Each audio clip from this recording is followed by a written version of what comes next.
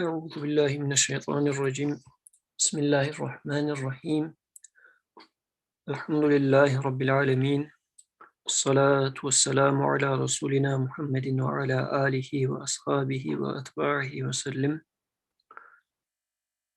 اللهم أرنا الحق حقا وارزقنا اتباعه وأرنا الباطل باطلا وارزقنا اجتنابه آمين والحمد لله رب العالمين.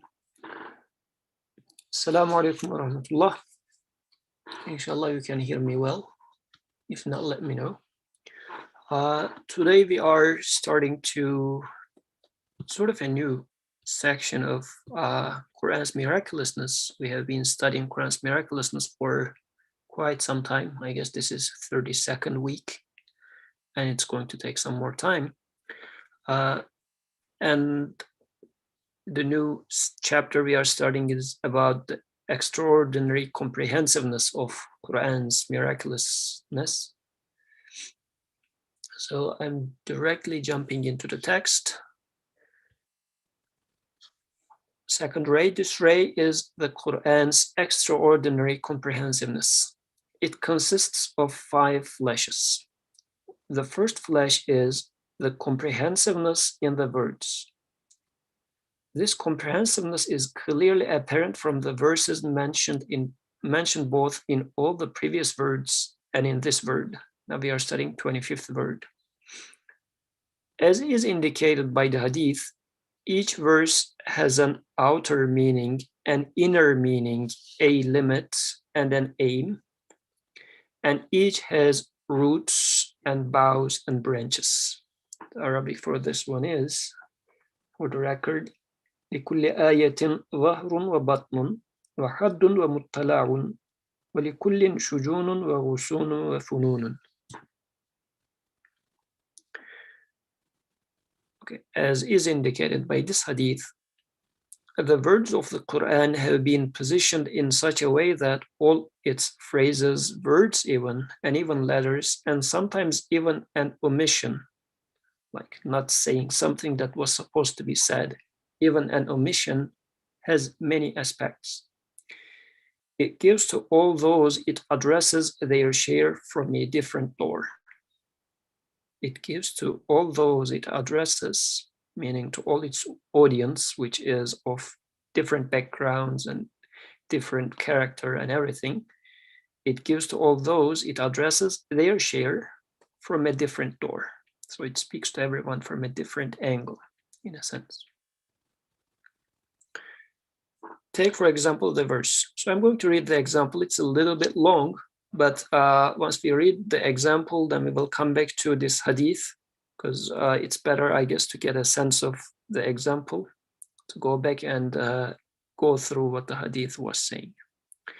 Take, for example, the verse, and the mountains its pegs, وَالْجِبَالَ أَوْتَادًا. A phrase which says, and this is from Quran chapter 78, verse number 7. A phrase which says, I made the mountains as stakes and masts for that earth of yours. An ordinary person's share from this phrase would be this. He sees the mountains which appear like stakes driven into the ground, thinks of the benefits and bounties in them, and offers thanks to his creator. So this would be an ordinary person's share from this verse. A poet's share from this phrase, he imagines the earth as the ground on which is pitched in a sweeping arc the dome of the heavens like a mighty green tent adorned with electric lamps. And he sees the mountains skirting the base of the heavens to be the pegs to the tent. He worships the all-glorious Maker in wondering amazement. This was for a poet's share. A tent-dwelling literary man's share of this phrase. So he's talking about a Badawi, Bedouins. Bedouins are those people who live in the desert, but since they are detached from the society, They preserve the original language of Arabic, so they're considered as the literary men for the Arabic language. And as they live in the desert, they are tent-dwelling people. So the author says, a tent-dwelling literary man's share of this phrase is, he imagines the face of the earth to be a barren desert, and the mountain chains as the multifarious tents of nomads. As if the soil layer had been cast over high posts, and the pointed tips of the posts had raised up the cloth of the soil, which he sees as the habitation of numerous different creatures looking one to the other. He prostrates in wonder before the glorious Creator, who placed and pitched so easily these august and mighty beings like tents on the face of the earth. So this was the share of a tent-dwelling Bedouin literary man. The share of a geographer with a literary bent from this phrase, he thinks of the globe of the earth as a ship sailing the oceans of either the air or the ether, and the mountains as masts and posts driving into the ship to balance and stabilize it. He declares, "Glory be unto you, how sublime is your glory, before the all-powerful one of perfection, who makes the mighty globe as an orderly ship, places us on it, and makes it voyage through the far reaches of the world." So for a geographer, the author is depicting it as, the geographer sees it as a ship sailing, and the mountains are being like the pegs on this ship, like the thing that they put those, what's it called? Tent sort of a thing which blows the ships. I forgot the word. So as if the geographer is imagining it to be like a ship. A sociologist and philosopher of human society's share of this phrase is, his thoughts would go like this: the earth is a house, and the supporting post of the life of that house is animal life. While the supporting post of animal life are water, air, and earth, the conditions of life. And the supporting post of water, air, and earth are mountains.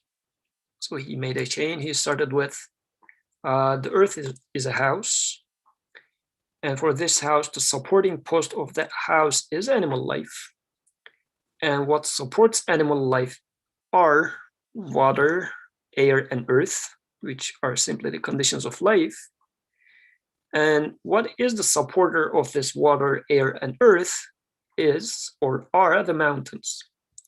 Because the mountains are the reservoirs for water, the combs for the air, combs in here meaning they precipitate the noxious gases and purify it, as if like you comb your hair. The author is likening it to the mountains are combing the unpurified air to purify it, clarify it, I guess, through the forestry on it, I would say. So they are the earth's preserver. They preserve it from being transformed into a swamp and from the encroachment of the sea. They are also the treasuries for other necessities of human life. In utter reverence, he referring to the sociologist and philosopher of human society, in utter reverence, he offers praise and thanks to the maker of glory and kindness, who made these great mountains as posts for the earth, the house of our life, in this way, and appointed them as the keepers of the treasuries of our livelihood. This was the share of a sociologist and philosopher of human society from the verse, and he made the mountains as pegs. وَالْجِبَالَ أَوْتَادًا. And then the share of a scholar of natural science from this phrase would be this.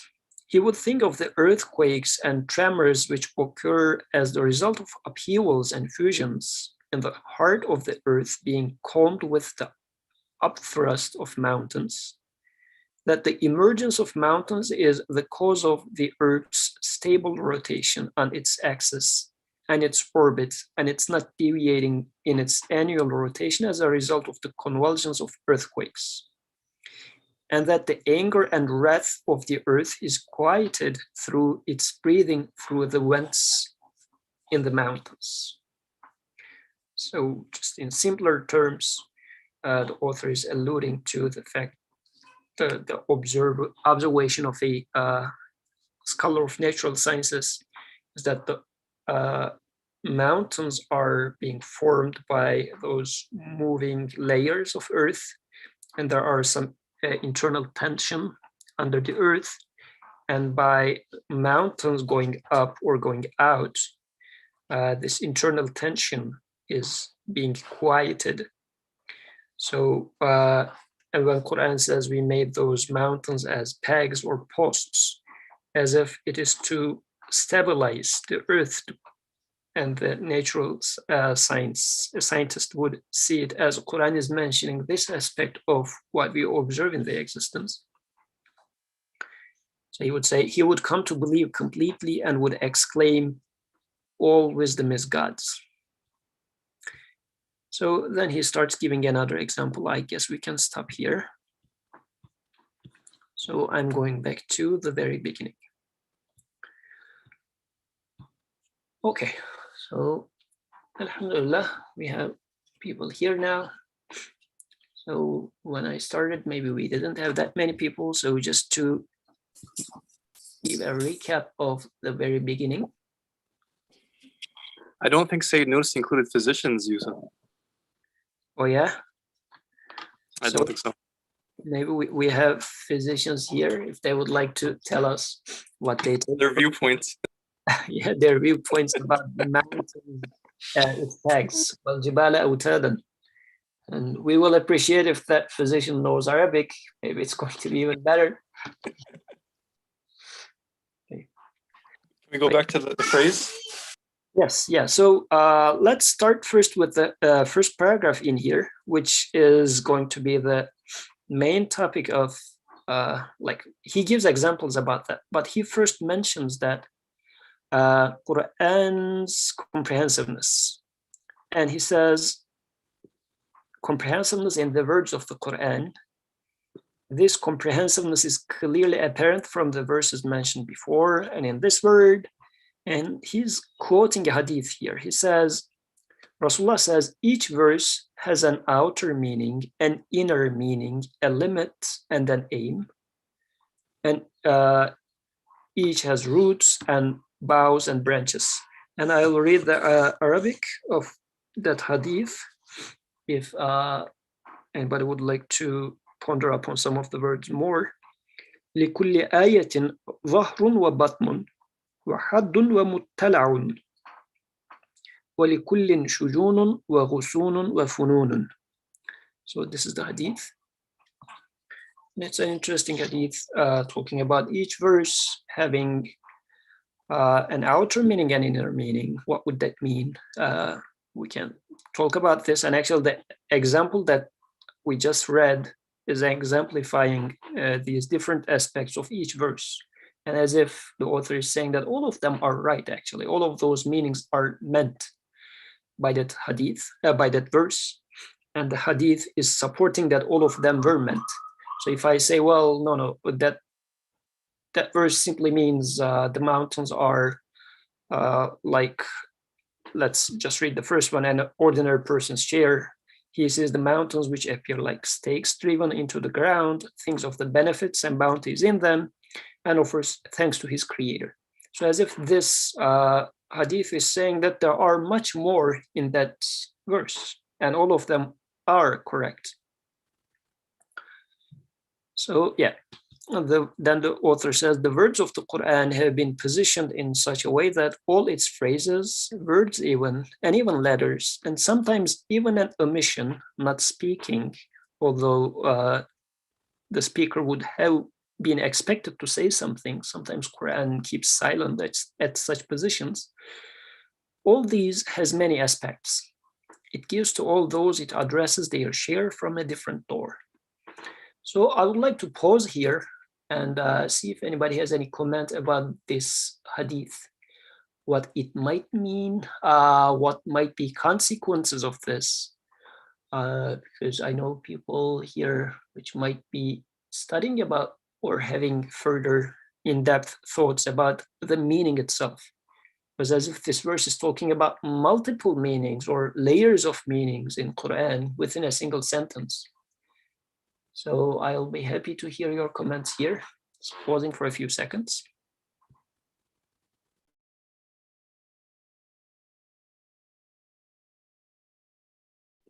Please go ahead, Suhaib. Yes, assalamu alaikum. What is the translation a limit? Is that, so I missed the word that you said, or I don't know if that's the word in Arabic. Yeah. For limit, he says haddun. Had is So like a boundary or something, or some sort of. And then there's mutala'. So maybe I can copy it from somewhere. Just give me a second. But yeah.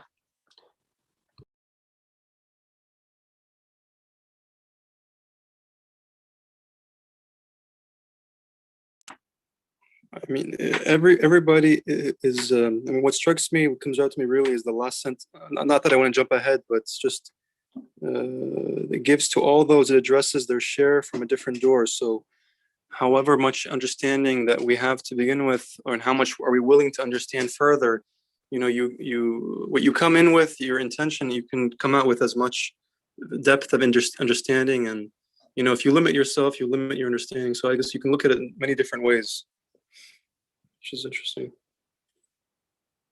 So everybody gets their share, you know, whether it's as little as an atom or as much as the depth of the ocean. So it's and so forth.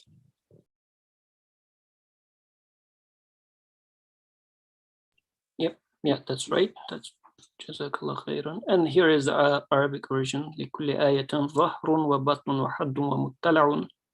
So ظهر and batn is so in the translation it was an inner meaning and an outer meaning and an inner meaning. ظهر وبطن. So outer meaning and inner meaning. وحد ومطلع. So in its Turkish translation, they translated as haddun for the first one. They said it is its limits. And then for the muttala'un, they said it is so frame of its meaning.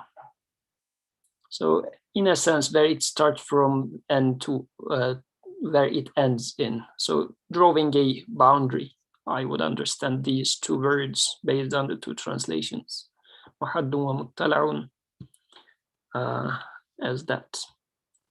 And then the second part, وَلِكُلِّ شُجُونٌ وَغُصُونٌ as this one was saying, roots, boughs, and branches. I don't know the word bough. Yeah.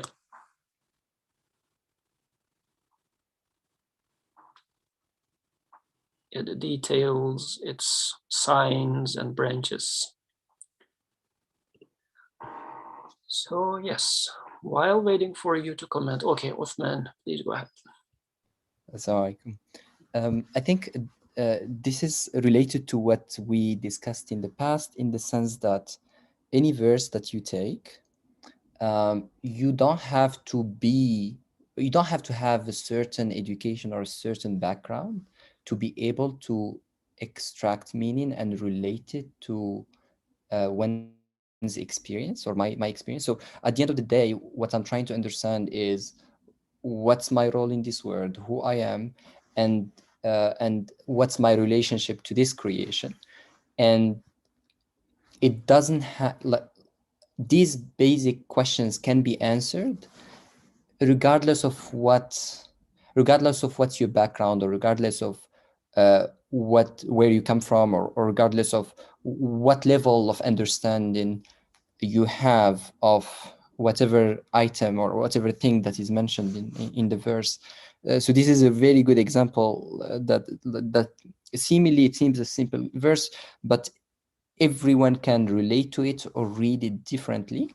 But the basic message of me having a creator that is taking care of me will essentially be the same in essence. Of course, everyone will relate to it differently based on one's experience, but uh, this is essentially this is part of the, at least I see it as the miraculousness of the Quran, is that it's accessible it's accessible for everyone to answer the important questions that we have to answer, or the important questions that the Quran is trying to address. So this is kind of what I took away from this first section. Yes, Jazakallah khairan. So, yeah, the text is only one, and the audience is multiple, as we have been discussing in the previous weeks. And it's beautiful that how this speech is really addressing everyone all at once. So one thing that attracts my attention in here in general is how would I stay within those boundaries? It's good that the messenger is also highlighting this point that there are going to be multiple meanings, and you should be seeking for those meanings in there. Some of them are going to be apparent, some of them are going to be like inner meanings, meaning I guess I'll need to unearth something to see what is meant in there. So which is also beautiful and interesting, because I guess for human, it is enjoyable to see the obvious and also see something hidden, especially hidden for you. If you feel like there is, if I tell you that there is something specific only for you in the Quran, find it for yourself. It becomes personal, it becomes more interesting and warmer, I would say, because otherwise, if it is a general thing and everybody takes the same, it sounds a little bit distant. But as I find it more personal, it becomes more intimate. So, so in these regards, I would expect such a thing to happen with the speech of my creator, such an intimate and personal relationship with the speech of my creator. And now going back to this verse, now we are studying وَالْجِبَالَ أَوْتَادًا, but in the previous verse, it starts with أَلَمْ نَجْعَلِ الْأَرْضَ مِهَادًا. So there's this naj'al. So it's we, or didn't we make the earth as a cradle? So the emphasis in here starts with we did that. Don't you see that this is what we did? So, and then in the rest of the example, the interpretation that the author is giving, so he's pointing to all different aspects, and I was thinking about, even for myself, where do I fit into that picture? What do I take from this verse? Do I observe earth as a cradle and the mountains as posts on that? And what does that mean for me? So these are some questions, and I guess we can ask that question to everyone in here. We have 12 people. So you all heard what a ordinary person's share is, what a poet's share is, what a geologist's share is, and whatnot. What is your share? Do you agree with, or are you sharing those opinion of what is shared in here? But maybe you have something else for yourself. We can talk about that. And we can also maybe apply what would be a limit and an aim for those verses, for example, because I find this also to be interesting. Since it's speech of God, but does it mean that everything goes in terms of its interpretation? This is also a question that I am very frequently thinking about. What would be a limit of how to understand meaning? Because the author in here is giving example of how it should be understood and how various meanings are available in there. But he doesn't mention any of the limits here yet. I don't know if he's going to do it in the future. But if you have any opinion about that, I would be happy to hear that too. This being said,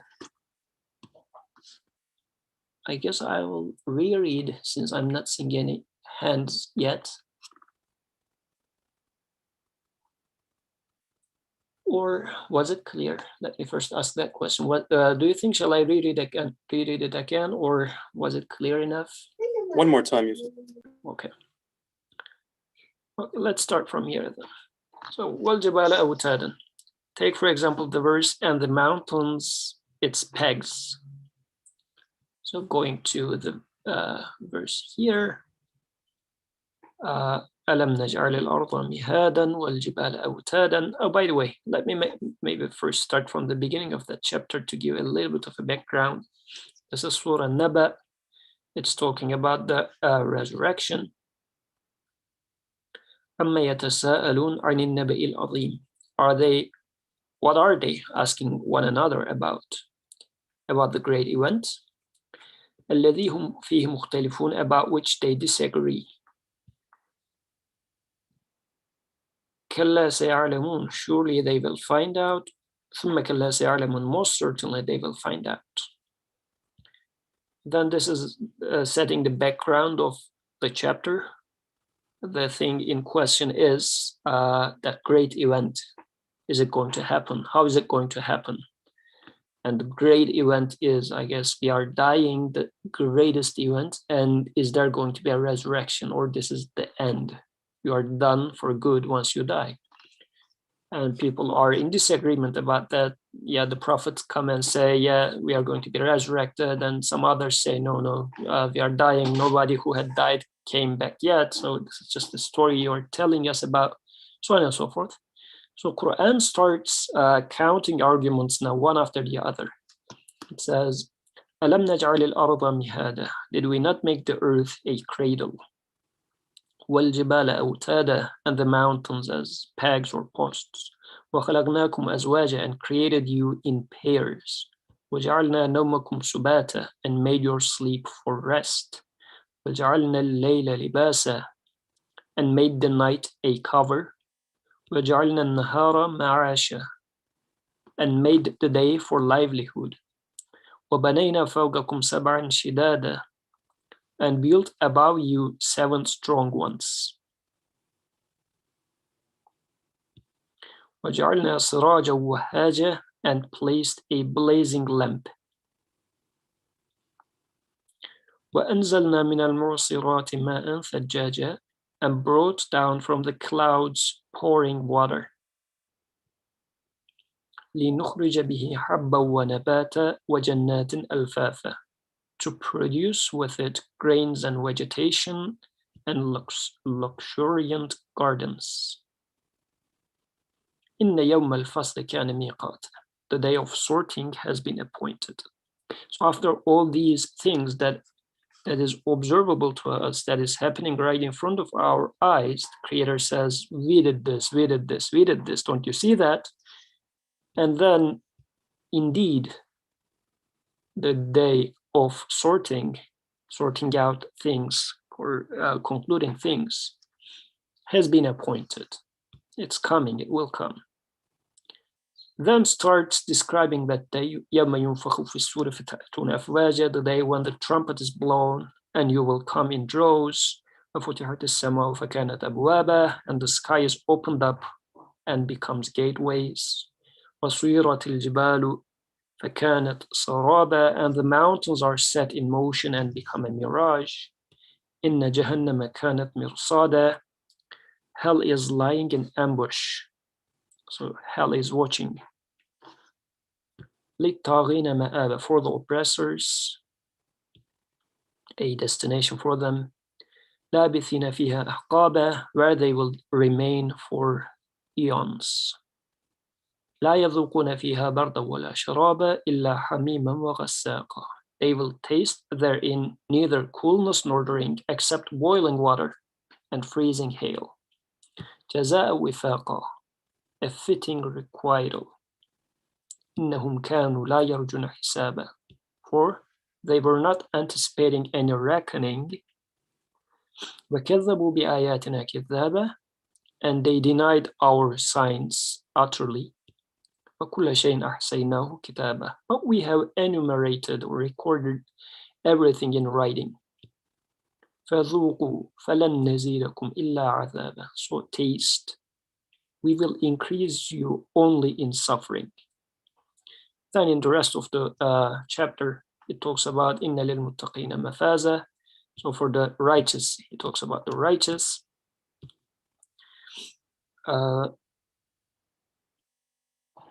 And the very last verse is also again concluding with saying, "Inna anzarnakum azaban qariba," we have warned you of a near punishment. يوم ينظر المرء ما قدمت يداه ويقول الكافر يا ليتني كنت ترابا. We have warned you of a near punishment today when a person will observe what his hands have produced, and the faithless or the denier will say, "Oh, I wish I were dust." So this is the chapter and its context. And within that, the author is picking up on this, وَالْجِبَالَ أَوْتَادًا, the mountains as pegs or posts. This is what we are now talking about. Okay, back to just that partial sentence. Take, for example, the verse, "and the mountains its pegs," a phrase which says, "I made the mountains as stakes and masts for the earth of yours." An ordinary person's share from this phrase would be this: he sees the mountains which appear like stakes driven into the ground, thinks of the benefits and bounties in them, and offers thanks to his creator. A poet's share from this phrase: he imagines the earth as the ground on which is pitched in a sweeping arc the dome of the heavens, like a mighty green tent. He's talking about the sky. I mean, in our day, I guess the sky doesn't look that mighty green tent anymore as we live in cities. But he's talking about those green sky when you, dark night sky, in which it seems like adorned with electric lamps, and he sees the mountains skirting the base of the heavens, as if the mountains are being the posts of that tent, and in a poetic way, keeping the skies standing there. Base of the heavens to be the pegs of the tent. He worships the all-glorious maker in wondering amazement. So I guess putting these into perspective, overall, one should question, like, even for my small house, for my tent, I made this tent, I say. So who made this tent of this existence?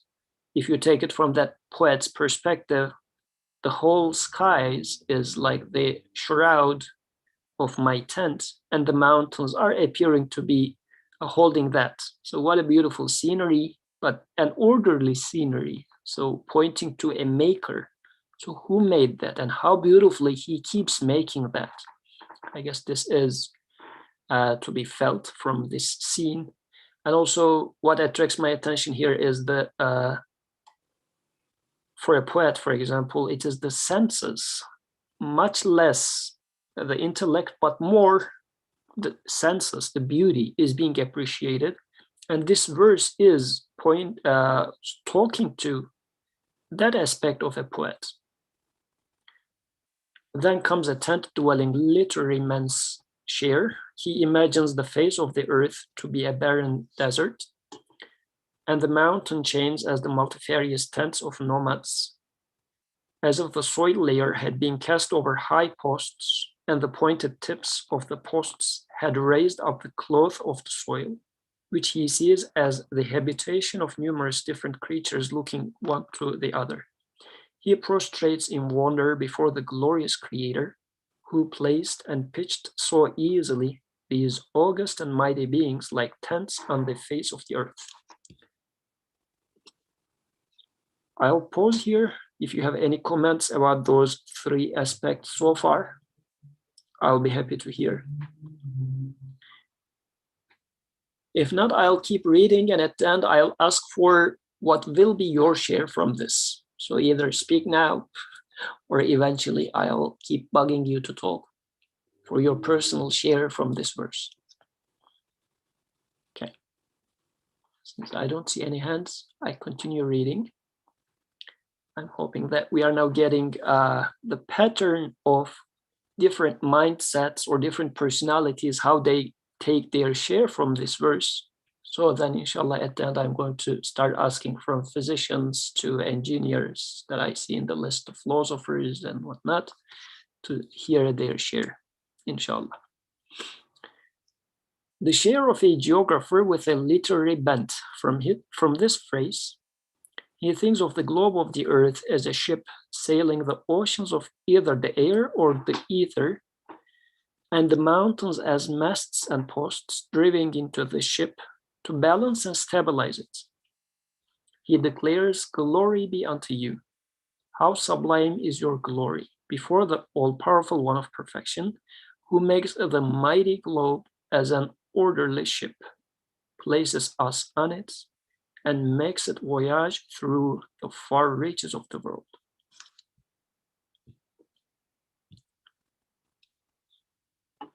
A sociologist and philosopher, and I guess, by the way, for the previous one, for the geographer, now the author is highlighting the balance aspect of a duty of the mountains is that they help with the balance, like as the posts in ships are helping them balance, the mountains are fulfilling a similar duty for the earth to be kept in balance. So, and this definitely points to an all-knowing and wise one who is doing it purposefully. So the geographer will say, "Glory be unto you. How sublime is your glory. You are doing this knowingly." Then a sociologist and philosopher of human society's share of this phrase, his thoughts would go like this: the earth is a house, and the supporting post of the life of that house is animal life. So there's a chain of thought in here. Earth is a house, supporting post of the life of that house is animal life, and the supporting post of animal life are water, air, and earth.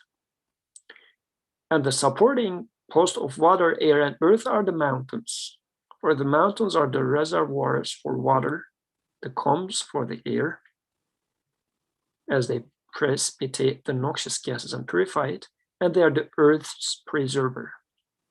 So he said water, air, and earth. The mountains are the reservoirs for water, as there are underground lakes and resources inside the mountains for preserving water. Combs for the air, as it purifies air, and they are the earth's preserver. They preserve it from being transformed into a swamp and from the encroachment of the sea. So I guess in olden days, maybe not nowadays anymore, people used to say, at least in Turkish, father is the the post of the house. And when the father dies, for example, they used to say, "Oh, the post of my house is ruined or fell down," meaning that now the roof is going to collapse. So in a sense, the author is using a similar analogy in here. The mountains are the posts that keeps the life to be habituated. Like it is the thing that holds the water, air, and earth. And these are the three things that are major requirements of life, animal life on earth. So as if it is really the thing that holds straight the life. They are also the treasuries for other necessities of human life. In utter reverence, he offers praise and thanks to the maker of glory and kindness, who made these great mountains as posts for the earth, the house of our life, in this way, and appointed them as the keepers of the treasuries of our livelihood. And now the final one, the share of a scholar of natural science from this phrase would be this. He would think of the earthquakes and tremors which occur as the result of upheavals and fusions in the heart of the earth being calmed with the upthrust of mountains, that the emergence of mountains is the cause of the earth's stable rotation on its axis and its orbit, and it's not deviating in its annual rotation as a result of the convulsions of earthquakes, and that the anger and wrath of the earth is quieted through its breathing through the vents in the mountains, he would come to believe completely and would exclaim, all wisdom is God's. And that concludes my second reading. Now is the time for you to chime in, inshallah. So what is your take from this verse?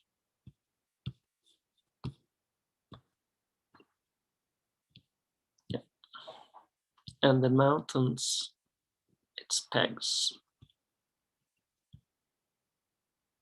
وَالْجِبَالَ أَوْتَادًا. Here it is. Yeah, I am pausing here for a few seconds.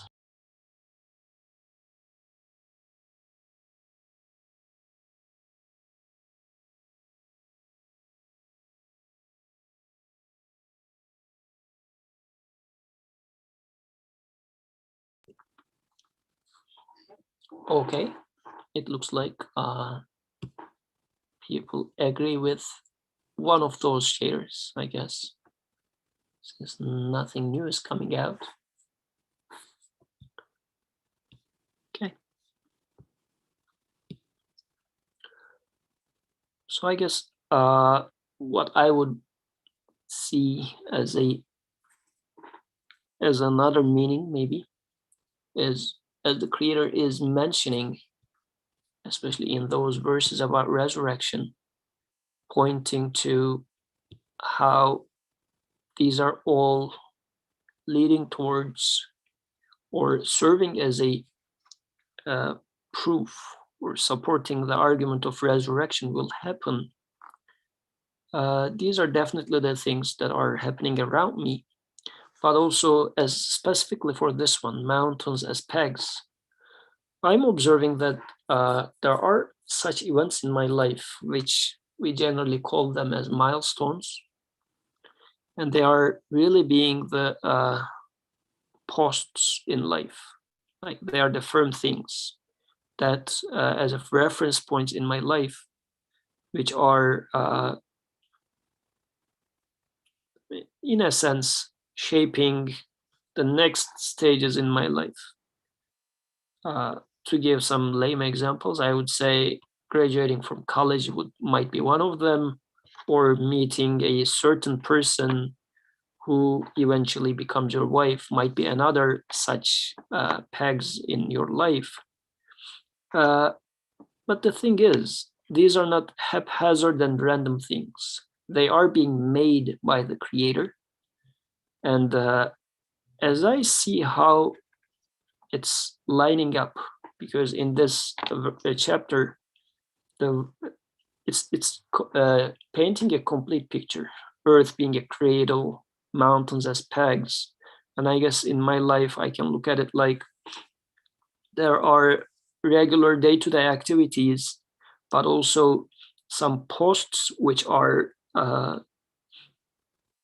coming out like mountains, and they are being important to carry the big message of my life, or being reservoirs of water of my life, or cleaning up the air of my life.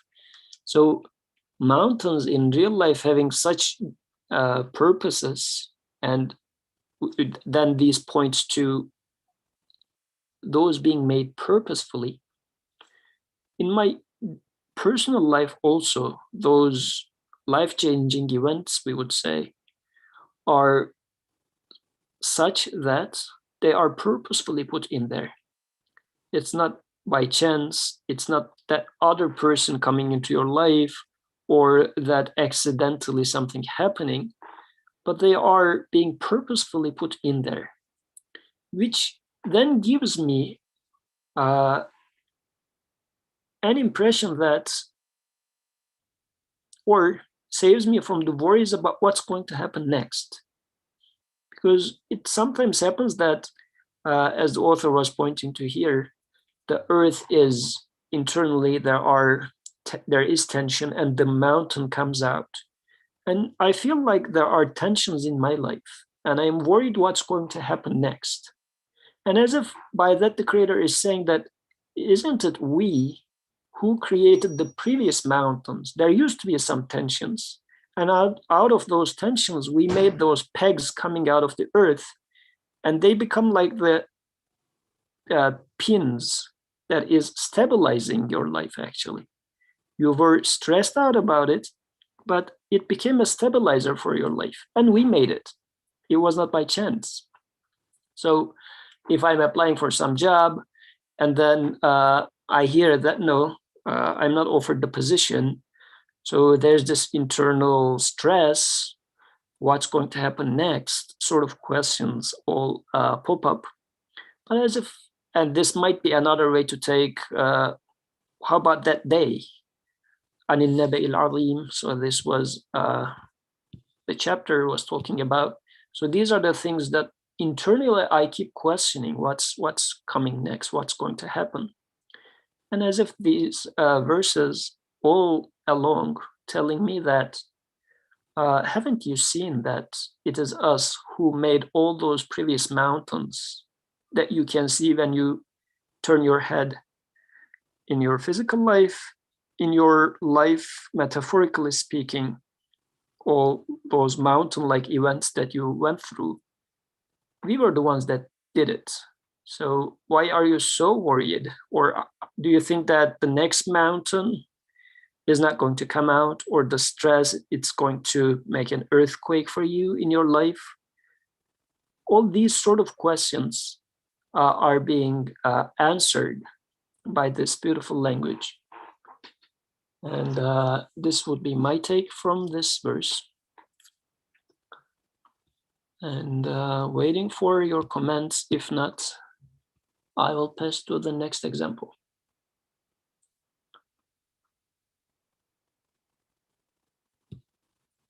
Okay, I hope I did not intimidate people, since not much comment. Okay, Farah, Jazakallah khairan.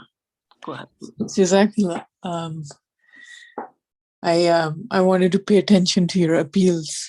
I've read this, I think, somewhere, so I can't remember what I'm referring to, but I've one way that I liked understanding this particular ayah about mountains as pegs was referring to people on this earth in our lives, similar to your interpretation, that are in respect to their knowledge, understanding, and like a complete experience, both an lived experience and an intellectual experience, are serve as guides or teachers for one in their life. And so similar to your interpretation, where when things kind of get nervous or anxious, when it pertaining to the matters of one's understanding of their life and existence, then it's such individuals who act as pegs to one's understanding of themselves and their life.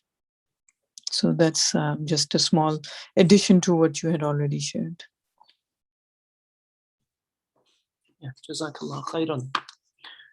Yes, very, very beautiful, and all with its different meanings, different aspects are coming from this verse, and it's according to where I am standing, I guess, in life.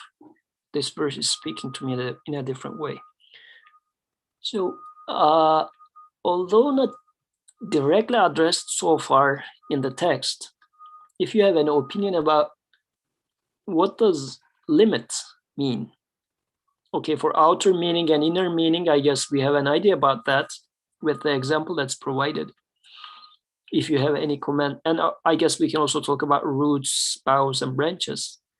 But if you have any comments about limits and aim of verses, I would be happy to hear that.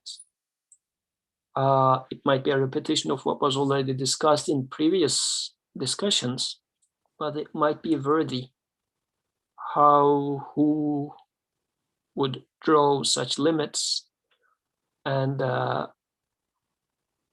in my own studying of those verses, how do I know where to start, where to stop, where not to go beyond, for example, because these are the things that personally I am concerned about.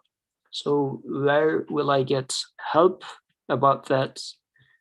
Suhail, please go ahead. So, what I took away from the hadith is that, at least in the aspect of the limit and the aim, is that the limit sort of looks to its outward aspect, in that, taking the mountains as pegs, I can't interpret or take any meaning from that verse, anything more than what the verse says in its outward form. It specifically refers to something tangible, as the Quran often does, like specific examples that I can refer to: mountains, pegs, stakes. So I can't interpret something beyond my own experience of the world. So it's not some sort of intangible idea. It may have some sort of intangible meaning, or something that meaning is, by definition, not physical, but in one sense, that meaning is tied to something physical. That's how the Quran describes belief. In another way, the limit is, I guess, it's the limitation of human capacity. There is no limit per se as it pertains to absolute speech from absolute perspective, but there is a limit from my perspective, because I'm a human being, I'm created. I can't comprehend the totality of absolute meaning. So for me, there is a limit. What that limit is, beyond the outward aspect of it, in other words, mountains and pegs, that limit is subject to me, in that I set the limit. If I say I'm content with X meaning, but do not try to explore it further, just like Norsi is doing here, when he gives like very different, when he lets his imagination sort of wander and come up with different examples. He's trying to expand that limit of his understanding, so to speak. So it really is up to me. And that limit is, tied to the aim of the verse. And in a sense, that aim is sort of also set by me. If I see the aim of the Quran or the verse to make sense of who I am and what this world means and what am I doing here, then that is my limit, is sort of defined by that aim. If my aim is to say that the verse talks about some sort of legal ruling, well, I'm going to set a limit to that point. So the broader my aim is, the greater my limit could possibly be. So that's kind of what I took away. In another sense, if you remove it from the self, the aim, really the Quran, is what the Quran says its aim is to be, is to make sense of this world and who I am and what am I doing here and who my creator is. These are I guess, the two aspects of the aims, and I guess two different aspects of the limits, one from my perspective and one from the absolute perspective. And there's always an outer meaning, again, for me, and an inward meaning for me. And the last thing I'd say about roots, boughs, and branches, again, to some extent, roots, boughs, and branches, to me, this is my interpretation, what it suggests to me is that every verse has an outward meaning. In other words, like the way I think he's saying this hadith, or the way that the hadith means something to me, is that everything in this hadith looks to each other. In other words, he's sort of restating things. So the roots and the trunk and all that, they are tied to this world. In other words, there's some sort of outward aspect to it. But just because they have an outward aspect or some sort of physical aspect does not mean they don't extend beyond this world in and of itself. And that's kind of what boughs and branches signify to me. In other words, what something means is something beyond its apparent meaning. I can take mountains as a parent and pegs as a parent. Whereas Nursi has done, he takes it in a very symbolic manner. So he looks at what the true aim of the Quran, is, and therefore permits himself to expand the limit of its meaning within human capacity. So his branches extend to other disciplines, other sciences, and essentially back to the Creator. So, because he's using the mountain to take him back, and the mountain as stakes to take him back to the Creator. So I don't know if any of that made sense, but that's what I took away from it. Yeah, Jazakallah khairan. So yes, I think as you were highlighting that it should take me to the Creator. So the purpose of the speech is to make its speaker known to me. So this is why he kept giving examples from, let's say, poets and the philosopher and the scientist and everything, but all of them at the end connected what they observed to their Creator. So for example, describing the nature of the mountains for describing their nature wouldn't be the purpose of or the aim of the speech. So if I say, well, Quran is describing what the mountains are like, so that I'm going to make my houses on the mountain side rather than seaside, for instance, like this sort of unrelated of a perspective as it comes to its speaker wouldn't be, I guess, considered within the aims of the speech. Therefore, if someone says, yeah, Quran is suggesting to eat figs rather than, I don't know, wheat, because it's more healthier, then I guess we can say this is not within the aims of such verses, because Quran's purpose wouldn't be to teach me how to have a balanced diet, but rather what a balanced diet, if it's going to be a matter of that, how does it speak to me about my maker, not just for the sake of living a healthy 60, 70 years of life.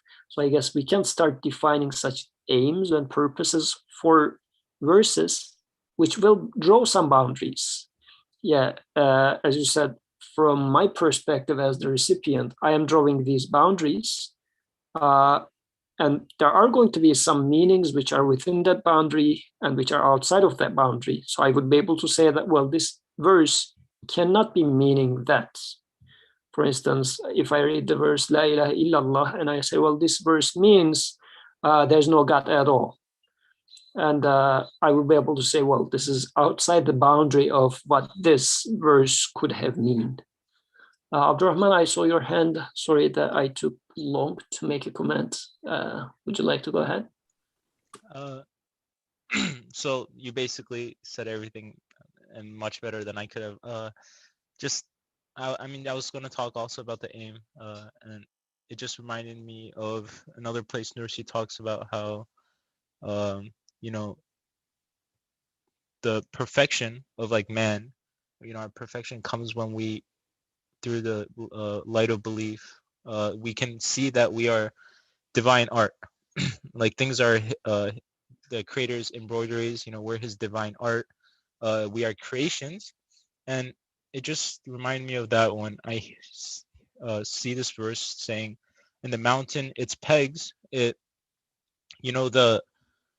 instantly what the imagery, excuse me, the imagery that comes is like, I have never thought of a mountain as a peg. I mean, maybe I've heard it in other, Sunday classes or something, but I've never thought of a mountain as a peg. It's a very alien concept to me. And as you were saying, the purpose of the Quran, it's not to describe the mountain for, let's say, my material gain or something. Like it serves a purpose for me to guide me to understanding that the mountain is an embroidery that the creator has made.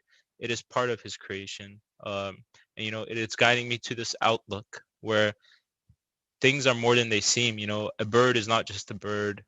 Like they might say, it's just a bird, or it's just the sun. It's just this, it's just that. It's not just a mountain. It's not just soil. It's a peg. There's a meaning that is being manifested there. And it's more than just even a meaning. It's like an embroidery. There's a decoration there. Like there was a creator that created it, but also there was like an artful creator that made it very artful and made it as a decoration. So that I see that as the aim of this verse. Take us there. And just briefly about roots and bows and branches, like once you go down this aim of, okay, a mountain is an embroidery of the creator on this earth, then you think, what else could be an embroidery? And what, something as huge as a mountain serves a purpose in such a way, then it might like somehow trickle down, or like it might like go down like roots into different areas of your life, where you say, a mountain serves this purpose. Maybe my job serves this purpose. You could think, my relationship, then I could look at it in this way. Like this understanding could maybe branch down into different areas of your life once you can kind of see that aim. Yes, Jazakallah khairan. And while waiting for people to, Sheikh Hassan, please go ahead.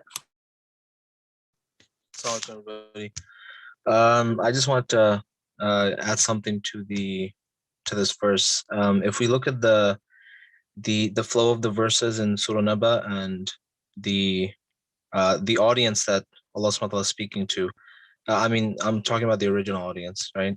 Obviously, the audience is all human beings.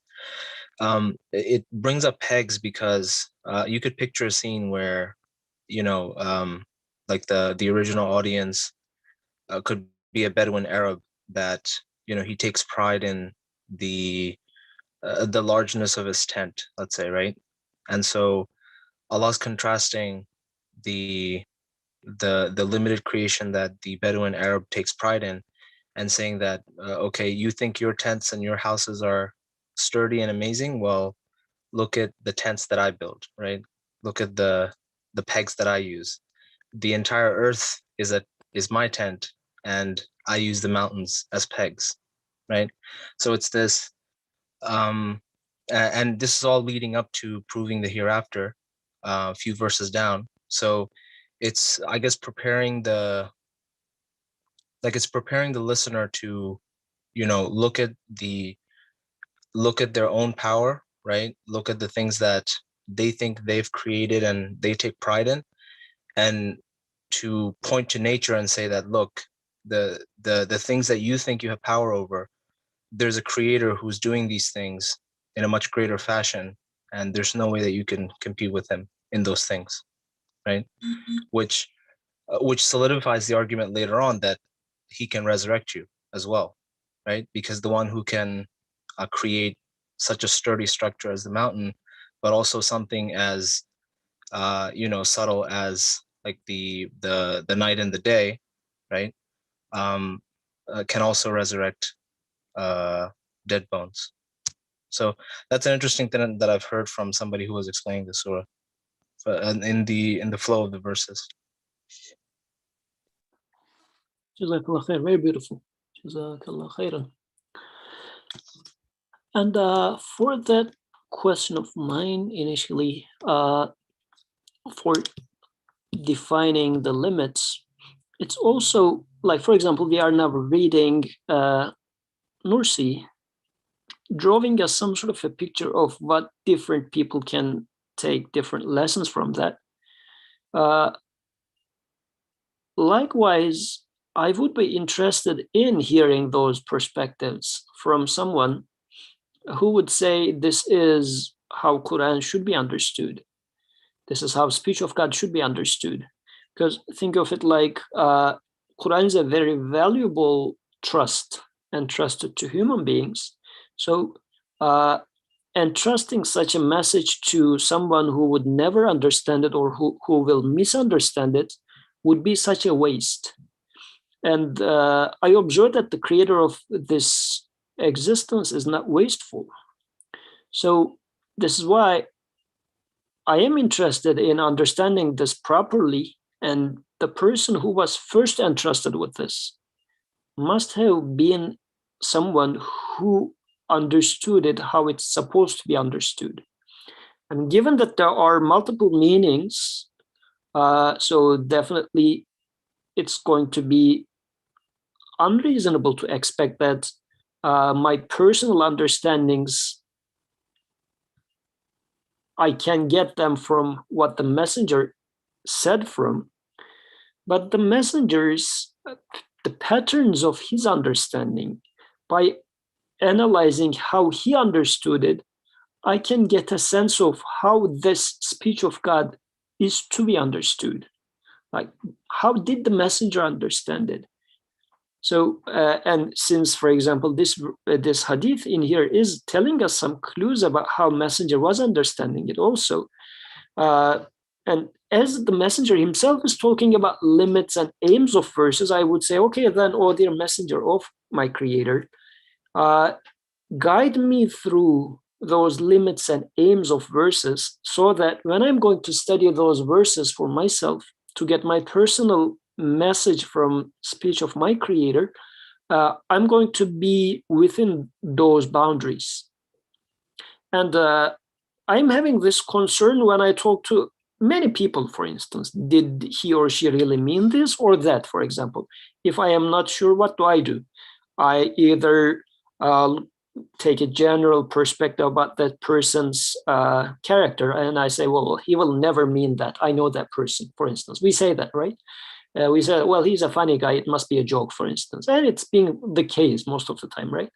Or even today, for example, I was having a conversation with someone. He said, well, since you know me and I know you, this is what I'm speaking to you. But don't tell this to others because they would understand it wrongly, for instance. So based on my personal relationship with that person, I understand what he means because I put it into a certain background. So likewise, I am interested in understanding what my creator is telling me, but to what extent I am aware of my creator becomes my question, right? I might be understanding my creator in the long terms. Maybe I think like he is partially governing the universe and the rest of the universe is happening by itself. Or yeah, major events in my life is happening within my creator creating them, but minor things, they happen by chance. Or I couldn't sleep last night because my neighbor was just acting weird. God has nothing to do in that. I mean, these sort of things might be really shaping my understanding of my creator. So I am truly in need of someone who my creator appointed as I am training that person, and that person is understanding what I mean by speech, by my speech, properly. And if he misunderstands anything, I'm going to correct that person, the creator says. And he practically does. We see that in the life of the messenger too.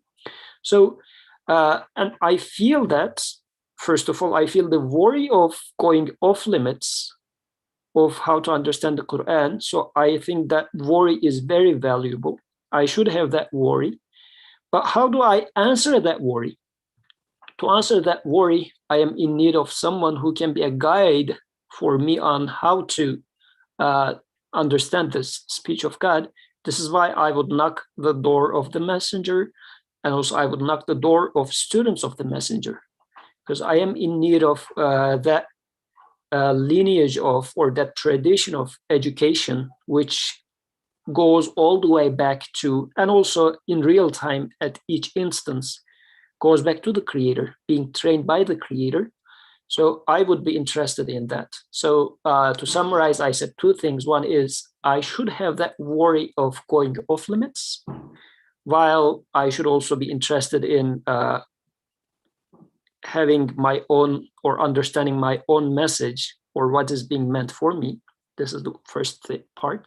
The second part is knowing that limitation, my limitation and my worry, I should go and knock the door of those, the messenger and the students of the messenger, to see how I can understand the message of the creator properly. So these are my understandings from this limit and aim, and why I'm in need of a messenger to draw those boundaries or help me understand those boundaries. Because it's really hard to draw a black and white boundary, really. But at least being in this sort of a condition, being worried, yet at the same time knocking the door of the messenger, might give me a balance. Because in practical terms, I am worried about over-interpreting or misinterpreting, for instance. This is also a worry. Okay. So I'm looking if there's anybody else who wants to make a comment. If not, okay, I believe we can stop here.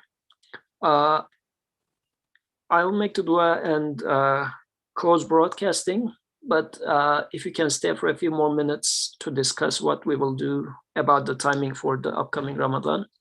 So let me conclude here.